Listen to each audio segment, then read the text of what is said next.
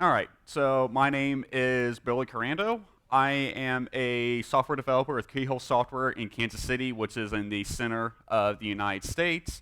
And I want to welcome you to JUnit 5. So first, there is a bit of a lie in this. I said this is welcome to JUnit 5, but this is actually welcome to JUnit 5.2. JUnit 5 was released back in September, and actually since then we have had a couple of minor releases that have added a lot of improvements, and so this presentation will reflect those updates.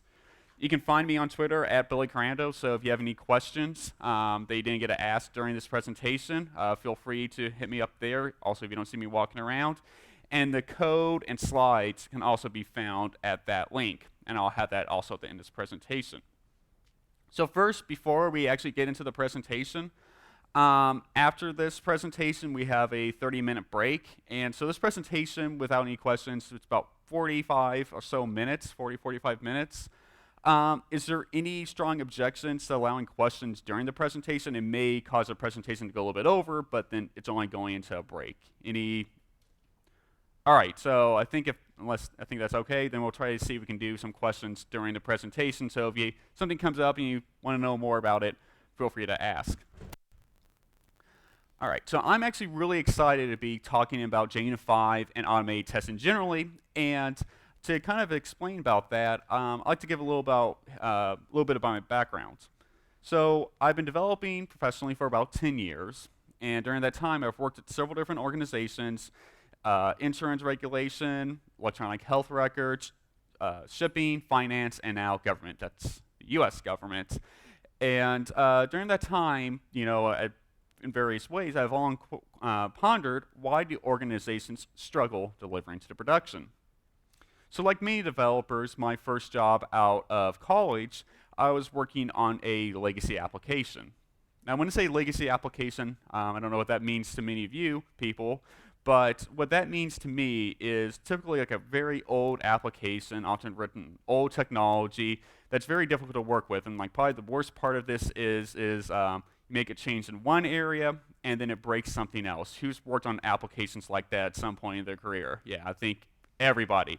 Exactly. It's a very frustrating experience. And so, I worked with an application like this, and after a couple of years, I got a pretty good idea of how it all worked. And then I was part of some like refactor and rewrite processes. And we're like, okay, so clearly the problem with the existing application is it's like the wrong people wrote it, and they wrote it with the wrong technology. So now we're going to refactor, rewrite it. We're going to use the latest technology, and we're going to have like the smartest people on it, and it's going to be great. And so we get through that whole process, maybe a few weeks or a few months, and we release it, and things are a little bit better, but it's still maybe only like releasing, 3 or 4 times a year. It's still a lot of manual work to test and go through that. So things aren't a whole lot better, and we still kind of run into issues, maybe changing one area causes a break in another. So then, later on in my career, started hearing about this whole agile thing. And so it's like, okay, clearly the applications written before, the problem with them was we were doing waterfall, and we did all the design up front, and then, the reason things didn't work that well is because the design went off, or the actual implementation went off from what we designed. So agile, and things were a little bit better, but still maybe 3 or 4 releases a year and still some of the same problems. So a couple years ago, I read a book, Continuous Delivery by Jez Humble and David Farley. And in like the first few chapters of that, they really talk about automation, particularly test automation. And the way they talked about that, like it really started making sense of getting these really fast feedback loops. Like you make some changes, you run these tests, and you get a quick idea of whether or not this new build that you have, these changes that you made, if they're going to actually work in production because you have these automated tests running. And also around the same time, I went to my first Spring One conference that was in Vegas in 2016, and I talked with some of the Spring developers there, and they actually, at the time, I was still kind of thinking this automated test is kind of academic. I never seen people really write automated tests, but they kind of really laid into me about not writing more automated tests, and a lot of the way that Spring's able to keep such a high cadence and maintain such a high quality is because they write a lot of automated tests. So what does quality automated testing give you? Well, there's 2 big advantages. One, you're getting confidence where you're fixing what you set out to fix or adding what you set out to add. So that's TDD, test-driven development, or BDD, behavior-driven development. You actually kind of write the tests first, or at least you write them in a somewhat parallel fashion. So that way, by the time you're done making your change, you have a good idea that it actually is going to fulfill the need that you set out for it. The second big thing is it gives you confidence that you're not introducing a new bug. And this is probably where you're going to really be able to go much faster, is as you add more and more tests to your test suite, you're going to have confidence that, okay, I fixed this bug, and then my test suite, everything returns green, so I'm not going to be introducing a new bug in my attempt to fix this previous bug. And so this is kind of why I say, without automated tests, you're building legacy.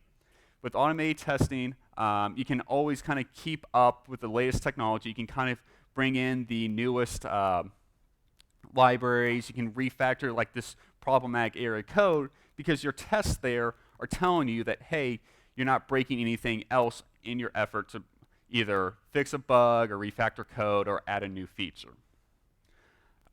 Just a little bit of self-promotion. If you want if you kind of enjoy this presentation, I hope you do. But I also released a course on Pluralsight that kind of does integrate effective automated testing with Spring, and also been blogging a lot lately on automated testing. So just a little more resources to check out maybe.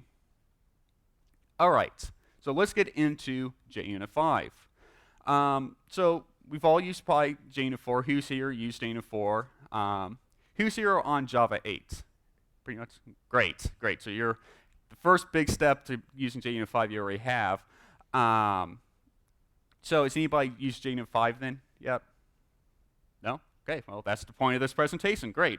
All right, so we've all used JUnit 4, and it probably works well enough. So what's the point? Why do we need JUnit 5? Well, of course, the purpose with any new major release is to modernize.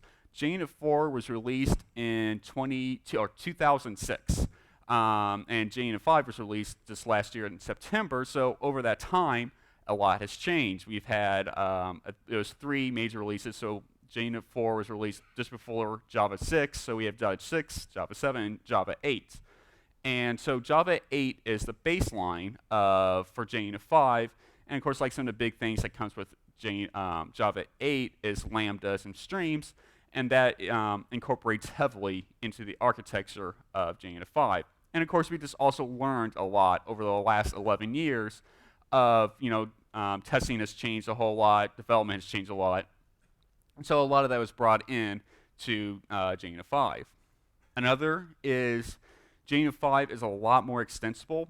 So rather than the JUnit team trying to provide every possible feature, like bundled together, they give you a lot of extension points just because every organization is going to have a little different needs or something else. So rather than perhaps having to wait on the JUnit team to provide that or having to really hack a way around to provide your own solution, JUnit 5 provides a lot of extension points, and we'll look at a few of those. Modularize. So right now in your Maven or Gradle file, you have only a single dependency or a single line to bring in all your for your JUnit 4 dependencies. For JUnit 5, it's actually going to be several different dependencies you'll have to find to bring in, and so that comes a little bit frustration. It's a little bit more complex setting it up. But then it also allows those individual dependencies to kind of evolve at their own cadence. It's not everything's bundled together in a single monolith for evolving. And then finally, probably the most important thing, though, is backwards compatibility. So if kind of how I started this presentation off with selling you on automated testing, if you've long ago bought into that and you've already doing continuous integration and continuous delivery, then you probably have a massive automated testing suite of hundreds or thousands of tests. Or even if you're not doing that, you probably already still do have a lot of tests. Any organization of any size is going to have hundreds or thousands. So what's important is that you're not going to upgrade to a new version of JUnit if you have to go back and rewrite everything you already did. So backwards compatibility was really important, and they've done a great job. So as I said, there's been 2 minor releases since the release of JUnit 5 back in September, and in neither of those releases was there any updates needed for the handling of the backwards compatibility. And I'll even show a few different scenarios of how backwards compatibility works. But they did a really great job. So bringing in JUnit 5, you shouldn't break anything in your test. All right, so just kind of go over these modules in JUnit 5. One quick second.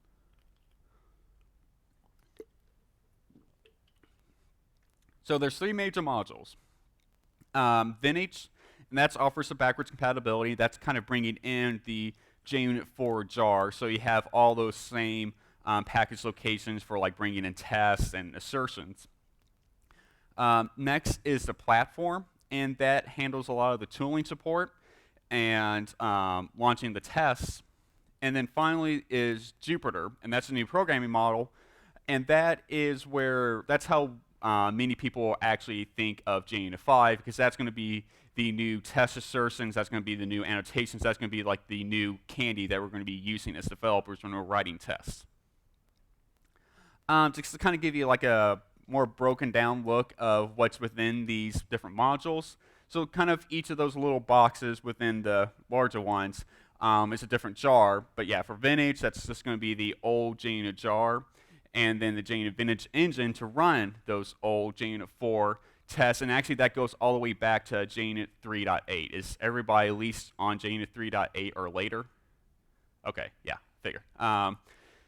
And then, so new tests, that's on Jupyter, and then everything below is platform. And again, one of the reasons we went with this modularized form is to allow for more easy third-party integration points, so they can kind of add stuff. In this case, using Spexkey, but I think like even like Cucumber and other ones are also integrating within it.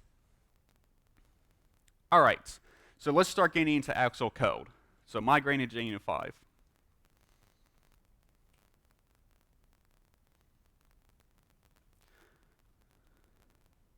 So I have a little POC here, and I have some tests. And just to kind of give you an idea, so this test, it's using the Spring Boot test, and it's data JPA, and it's basically kind of checking to make sure my repo is correct. Here, this is an integration test, and I'm actually using test containers. Has anybody here used test containers?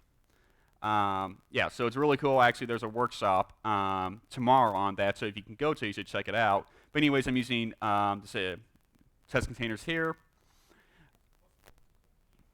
Oh, yes.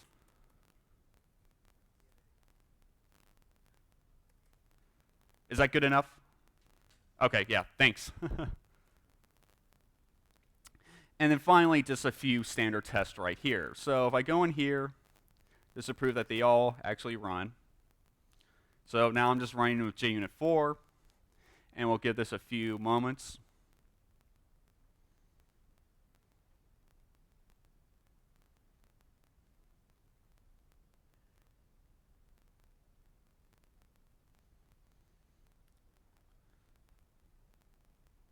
So great, yeah. So of course, these JUnit 4 tests run when they're running the JUnit 4. So now actually let's make sure they can still run with JUnit 5. And so without any changes, yeah. So yeah, and of course the important thing is we can't have to go through and make a bunch of changes to actually, if we want to bring in JUnit 5 into our project. And so yeah, these are going to run again, and these should all pass just fine. I am skipping one test, but that's completely unrelated to anything with JUnit. Yeah, so they again all run and pass just fine. All right. So yeah, this is bringing in JUnit 5 into your Maven, and all your tests should run. So like if you're on Java 8 already, you should have really high confidence that you can start using JUnit 4 or JUnit 5 without running into any errors. So writing tests with Jupyter. There are several changes though if you're going to actually start using Java 5 tests, and so here are some of them. So instead of using org JUnit test as your test annotation, you instead use org JUnit Jupyter API test. Instead of using org JUnit assert, anything under that package, it's org JUnit Jupyter API assertions. And there's a few other small changes. So instead of ignore, you have disabled. And disabled comes with a lot more flexibility. You're not just blanket skipping tests all the time. You can actually define that, and we'll get into that a little bit later. Before class and before is replaced with before all and before each, and that's a bit more clear. It was always a bit confusing, which is which. And same with after class and after all, after each. And then the run with rule and class rule have all been kind of rolled up between the extend with and then the programmatic extension, and we'll also, again, look at that. All right. But let's look at actually taking like an existing test class and then writing it in JUnit 5 and see some of the changes that come with that.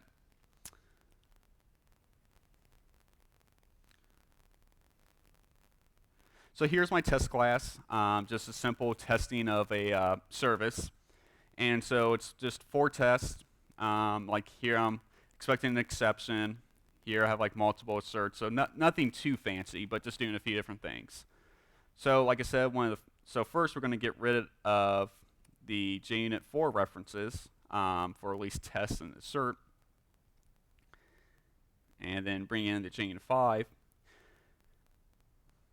So like I said, we're going to use JUnit Jupyter API test. And then we're going to use assertions that assert equals. And again, that should be under the Jupyter API package. So, and then, okay. So a change then, though, is no longer is the expected exception handled. To do that, instead, there is the assert throws. And actually, I'm just going to use a little cheat sheet here, just so I'm going to do a bunch of typing.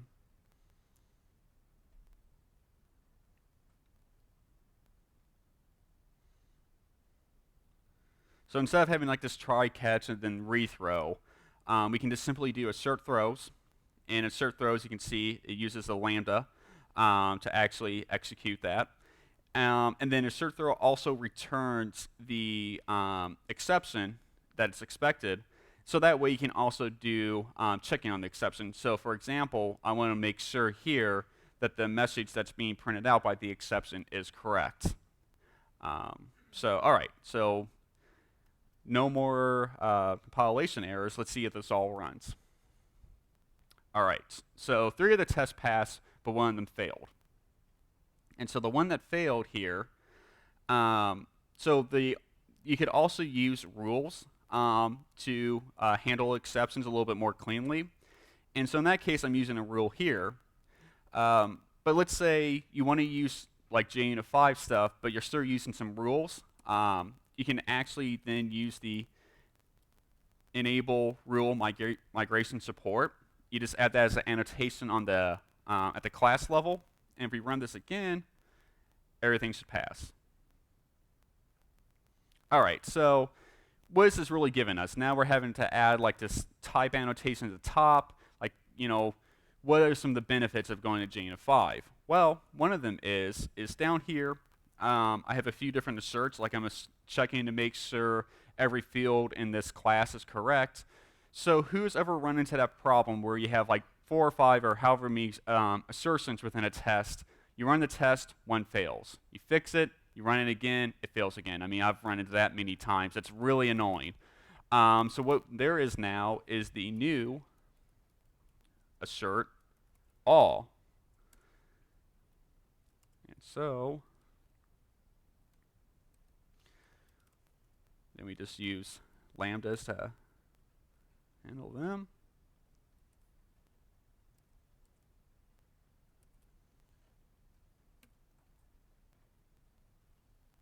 Oop.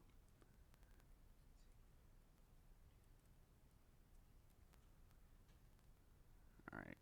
And if I was to go ahead and change these to something incorrect. And now if I run this test again, great. So now we see all the 4 different assertions that failed here. they're all included into a single response. So now you're no longer within that annoying loop of fixing one exception and then going through another. So that's one really nice addition in JUnit 4 or JUnit 5. Let me go on. Put that back for later. All right, so that's just a little bit. Let's go into some of the other new features. So one of them is dependency injection and then extensions. All right.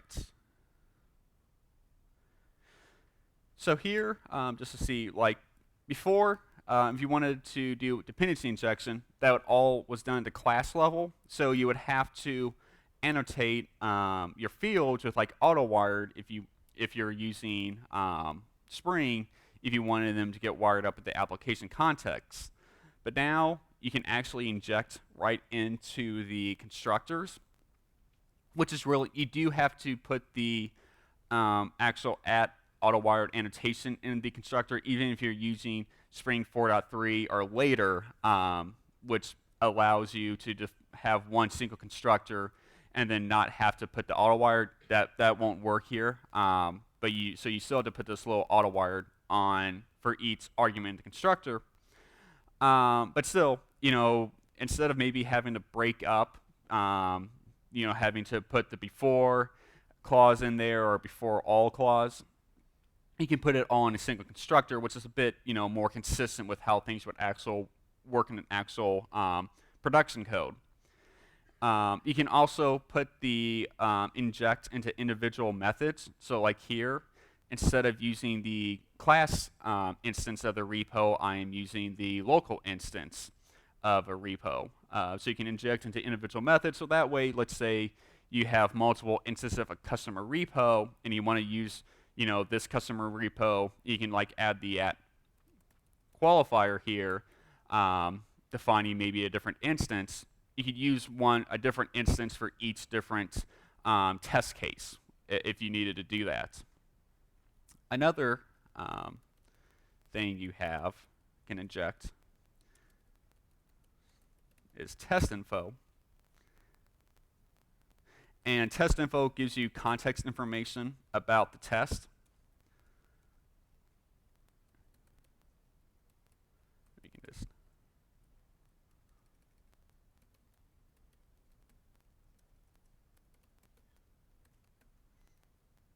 so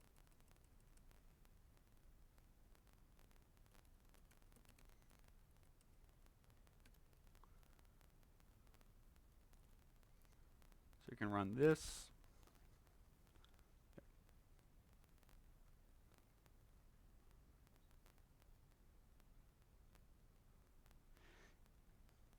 And so somewhere in here,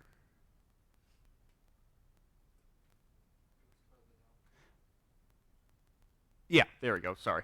Yeah, so here you can get a printout of some of the test context, and that could be very useful potentially if you're debugging, just to make sure, because sometimes you may think you're like executing the wrong test, like a different test from what you're expecting, or something like that. So this can be also very useful, being able to print out some of the context information. But yeah, it's also helpful, like I said, just being able to actually do inject directly into individual tests or into constructor, so that way when you're setting up a test, you don't necessarily have to break up the setup logic. You can actually just put that all within the constructor.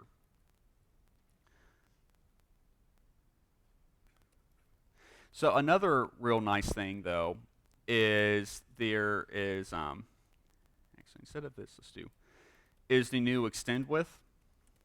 So before,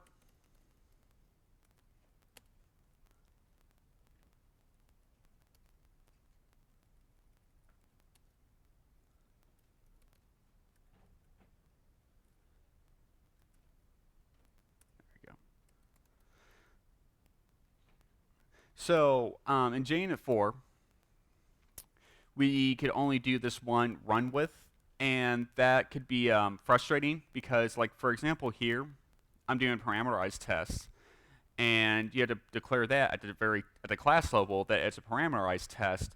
But let's say for our parameterized test, I actually also wanted to initialize a Spring Boot context. Well, I couldn't really do that, or it would take a lot of jerry-rigging to do that, so that's very frustrating. With this, though, with the new extend with, you can actually do many different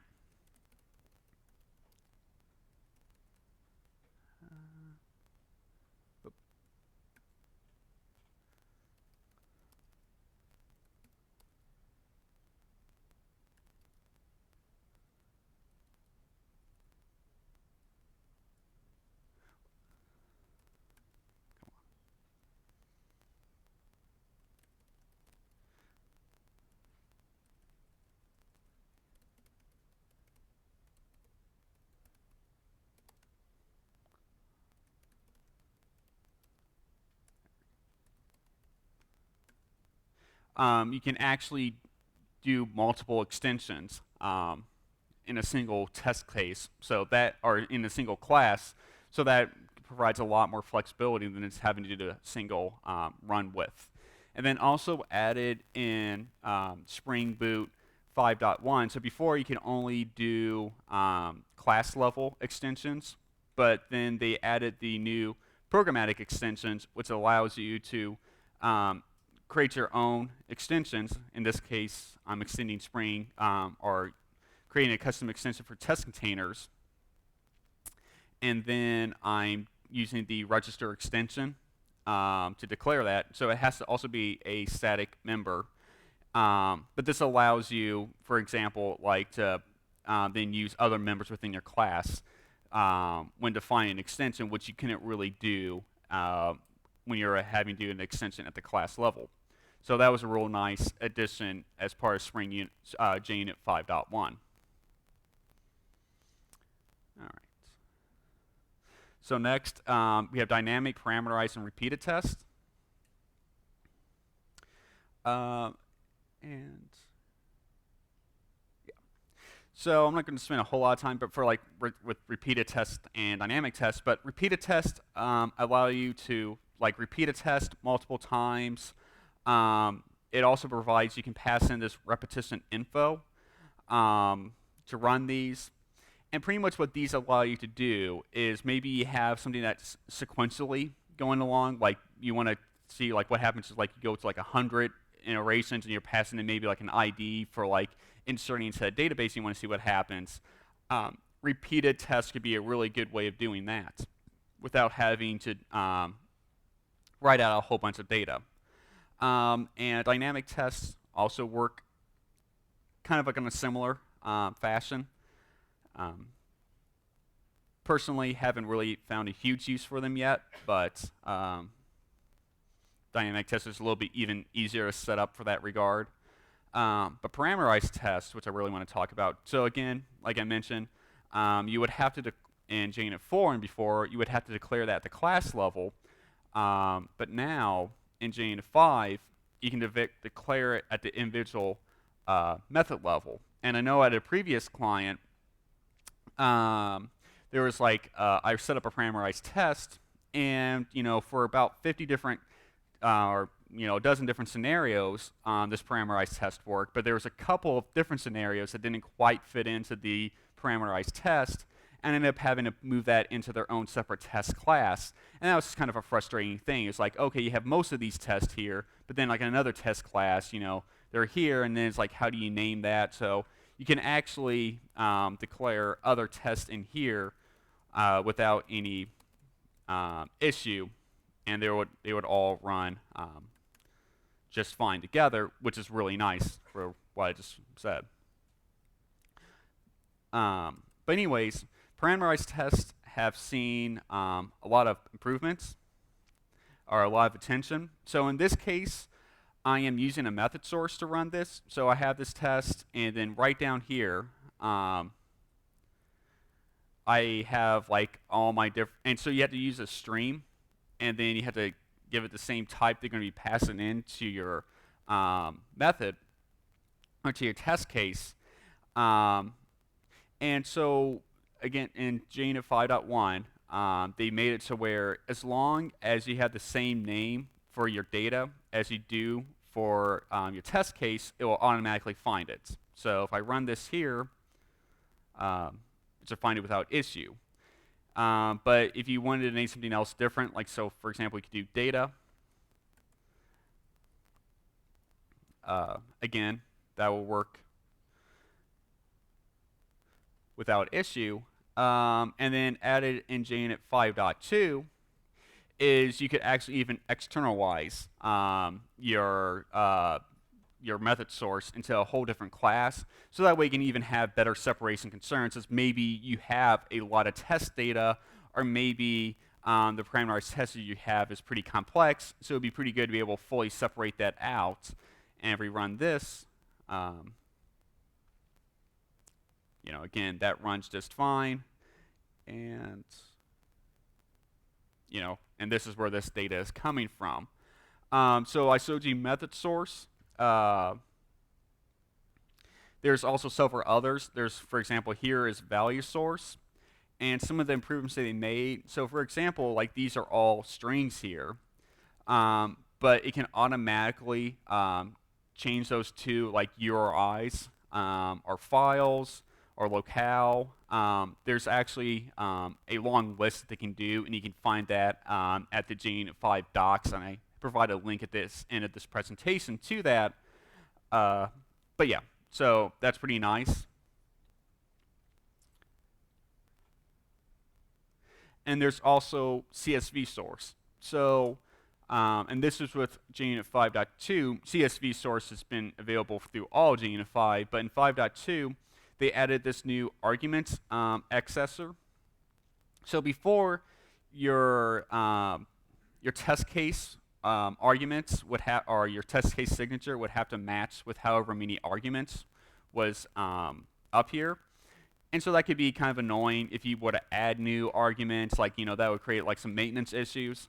Argument successor is a little bit more straightforward, so you have it up here, and then down here, I'm converting that, and because mine's like a little different, so pretty much what I'm doing is I'm checking a bunch of different dates, do like a check-in and a check-out date, and there's just like a lot of rules associated with that.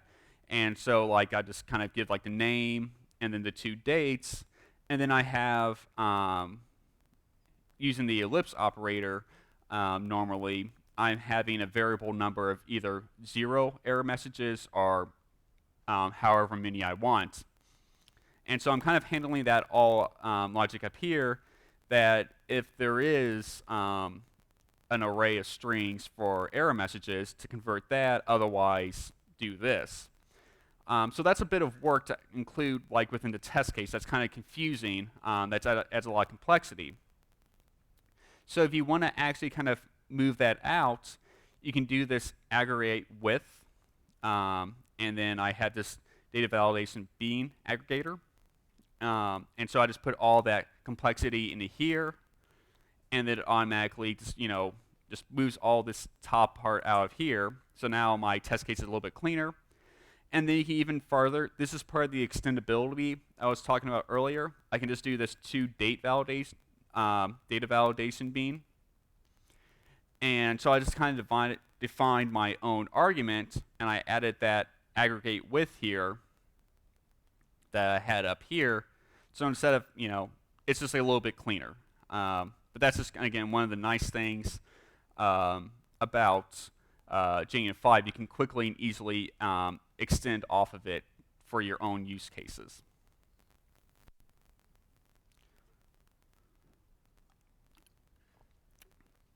So another really cool thing is test interfaces.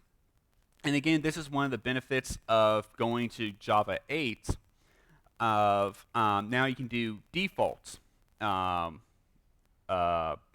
methods within interfaces. And so what's kind of neat about that is, in this example, so, automated testing is good, but sometimes also you may want to enforce like certain patterns. And in this case, I'm trying to help enforce good RESTful practices. I'm just using that because REST is a widely available specification. And so within this, and so one of the things that's nice is like you could kind of have done this in JUnit 4 with an abstract class, but the problem with Java is you can only have single inheritance, But with interfaces, you can implement as many interfaces as you want. So you may have a REST API, but you're not going to necessarily implement all of REST with it. You may only be doing gets or puts or something like that. So with that, you could just have like, okay, this REST interface is going to be doing gets and puts and nothing else. So we can just implement both of these. So like here, you could have just done get and post, put post testing, and then remove the rest of these, so you don't force somebody to implement everything. But anyways, within these test interfaces, I'm trying to enforce, like for example, in this base endpoint, like that should be, the name of like, it should be like customers or whatever the resource that you're trying to look up. And let's say you're trying to look up a non-existing resource. Hughes here has kind of worked with a REST API where that non-existing source returned a 200, but then within like the message it had like error not found or something like that. You can enforce good practices that we're supposed to return a 404 not found. And kind of same with, for example, also like in the put post, if someone is doing something wrong, like they're not providing like the correct information, like I'm telling them to say, hey, return a status of 400, and then the message that should be returned should be error message with all those errors. And so if you're implementing, again, in my case, like a REST API, you can implement like all these different interfaces, whatever ones that make sense for that REST API, and you tell like the base endpoint, in this case customers I'm using, and you just kind of implement all these different behaviors. I put this together pretty quickly. It's something that could go probably through a few more iterations, because if you're running this and you kind of run into errors, it can be a little confusing in trying to track it down. But I did this in like about maybe 3 or 4 hours. If you're to do this for real at your job, you'll probably run through a few iterations. You kind of get it ironed out a little bit more. But it's a good way of not only making it a little bit easier to write tests, but then also enforcing good patterns. And like this could also be done for like database repositories and stuff like that, to where you may have certain patterns at your company, and you may not necessarily want to force everybody to implement the full specification for that pattern. You can just actually break that up into logical bits. So that's something, like I said, I think it's a pretty cool concept that can be done in JUnit 5 that wasn't possible with previous iterations. Filtering and disabling tests. This is another area that has seen pretty substantial improvements over JUnit 4.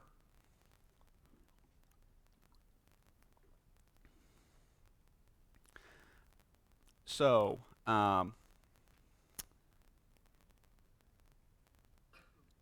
I think it's. So before, and actually, let me just comment this out. So if you just want to always skip a test for some reason, you can still simply do that by adding disabled, which is nice. And so if you try to run this, oh. All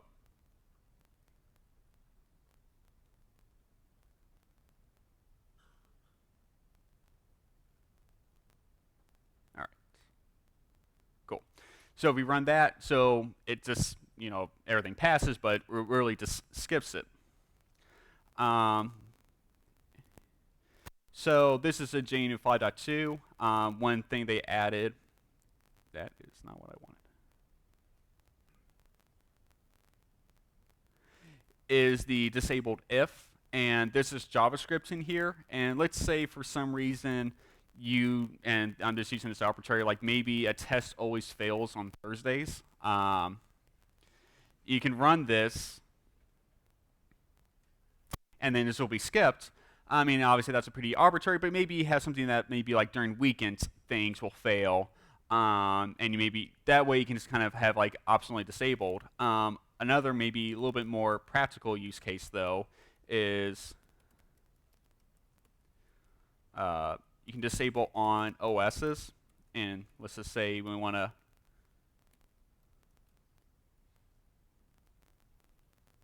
oh, other way around.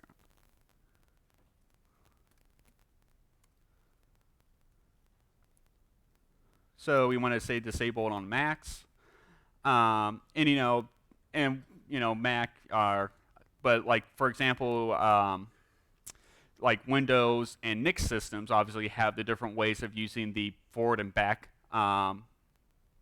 slashes. And this is again, you can extend upon this. So let's say you just want to disable on all Linux-based systems.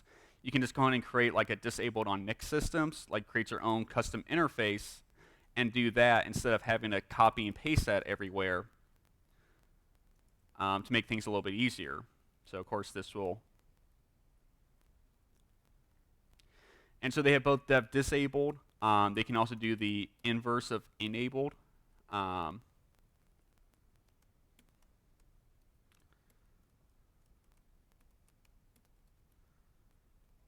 now this will of course run because I am on a Mac.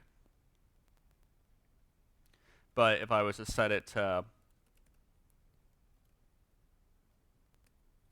Windows, this will again fail.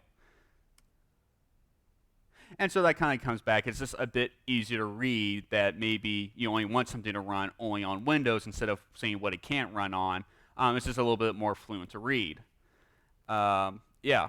Now let's say, and so that was kind of added in JUnit 5.1. Before they only had disabled. And let's say, and before, if I wanted to disable it on Mac, I would have had to gone through and created my own disabled condition, which looks like this, which does a conditional evaluation result. And then I implement that all in here. And so what they did in 5.1 and 5.2 is just kind of covered a lot of these common use cases of like operating systems, the different JRE levels, and so on. But if you did have some real custom thing that was needing to be disabled on selectively, you can still do that by implementing the execution condition and then creating your own annotation that extends with that condition. All right. Oh yeah, and then also filtering.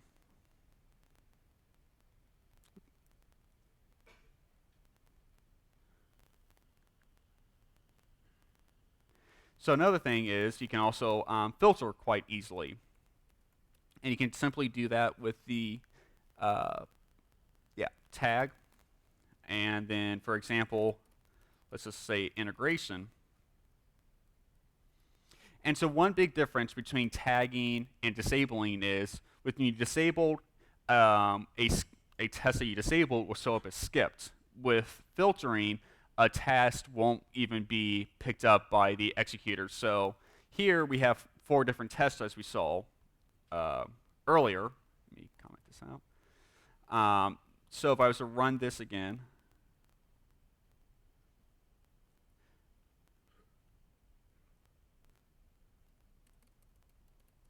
so now I'm telling to disable integration, our test tagged with integration.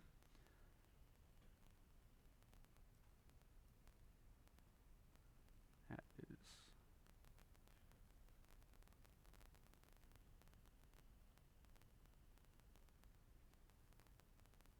oh, sorry, 1 second. I think I know what the,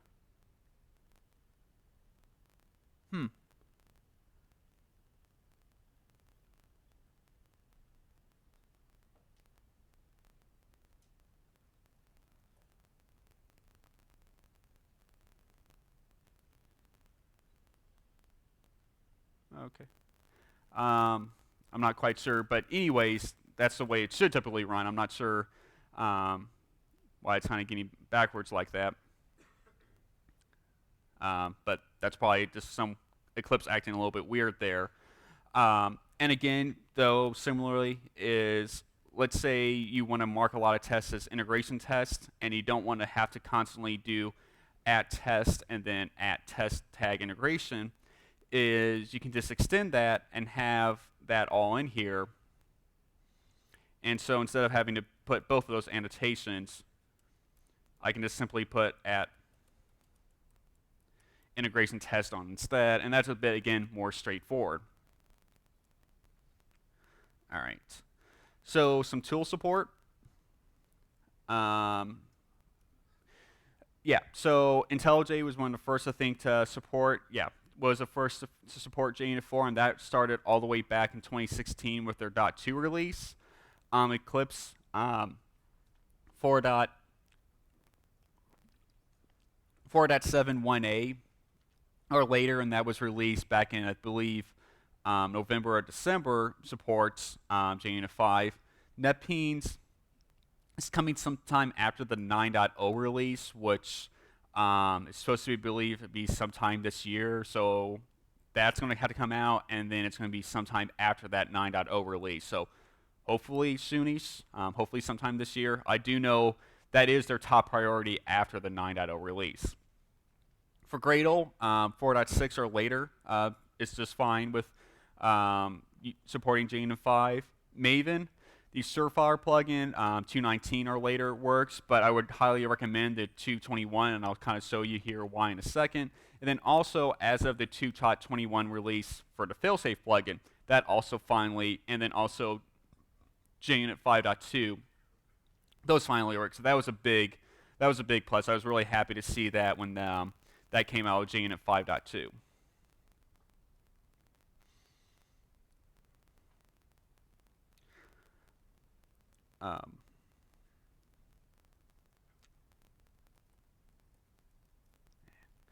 So also another thing that made things a little bit easier in 5.2, they added a new BOM. And so down here in the dependency management, I added that in.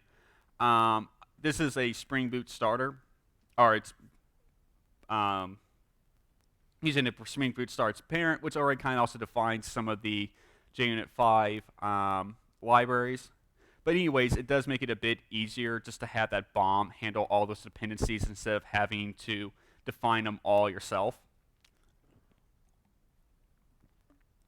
However, and within Maven, there is a bit configuration you still have to do with the Surfire and the failsafe plugins. You have to add these dependencies, and you also still have to actually manually define the versions of that you want to use it at.